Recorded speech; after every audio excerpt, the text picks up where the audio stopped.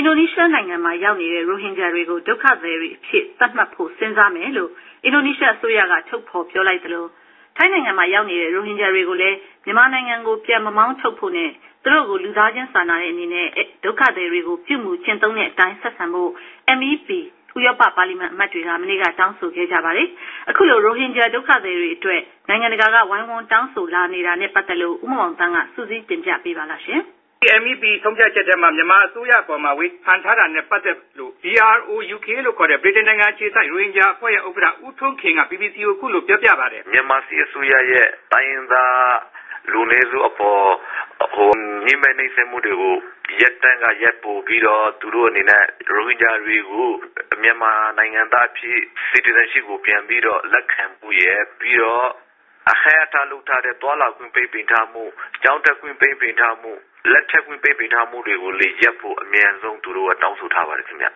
နောက်တစ်ခါဒီရိုဟင်ဂျာလေစီဒုက္ခသည်တွေကခုလိုထွက်ပြေးလာတာဟာစီးပွားရေးအကြောင်းပြချက်ကြောင့်လားဒါမှမဟုတ်နိုင်ငံရေးပြဿနာလားဆိုတာကိုလည်းပဲဝေဖန်မှုတွေအမျိုးမျိုးထပ်ပေါ်နေပြီးအင်ဒိုနီးရှားအစိုးရကတော့သူတို့ကိုနိုင်ငံရေးဒုက္ခသည်အဖြစ်စဉ်းစားမဲ့အကြောင်းပြောသွားပါတယ်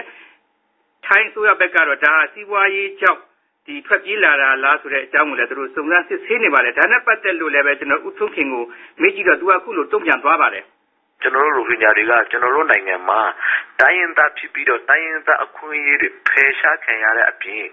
အခြေခံလူ့အခွင့်အရေးတွေဆုံးရှုံးခံရတယ်အဲ့ဒီလူ့အခွင့်အရေးချိုးဖောက်မှုပေါင်းစုံမြန်မာအစိုးရရဲ့ညှိနှိုင်းနှိမ့်ဆက်တပ်ဖြတ်မှုပေါင်းစုံကိုခံရတော့တေးရင်တေးပါစေပြီးရောဆိုပြီးတော့ဘယ်နည်းမှမရှိဘူးဆိုပြီးတော့သူတို့အနေနဲ့အဲ့လိုပေါ့နော်ပြည်လေးပင်ကိုထွက်လာခဲ့ရတာအဲ့ဒါကိုအခုနိုင်ငံတကာအနေနဲ့ကျွန်တော်တို့အနေနဲ့သူတို့ဖြည့်တွင်းမှာဖြစ်နေတဲ့အခြေအနေကို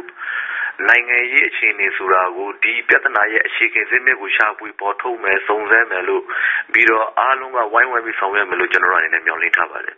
ဒါတော့ BROUK ရဲ့ဥက္ကဋ္ဌဦးထွန်းခင်ပြောတာဖြစ်ပါတယ်ရိုဟင်ဂျာလူမျိုးတွေဟာမြန်မာတိုင်းသားမဟုတ်ဘူးလို့မြန်မာအစိုးရဘက်ကညှစ်ဆိုလိုက်ပြီးဒီကိစ္စနဲ့ပတ်သက်လို့သမိုင်းကြောင်းအရာတစ်ဖက်နဲ့တစ်ဖက်အခုတိုင်အမျိုးမျိုးအငင်းပွားတဲ့ပြဿနာတွေလည်းဖြစ်ပေါ်နေပါတယ်အခုပင်လယ်ပြင်မှာ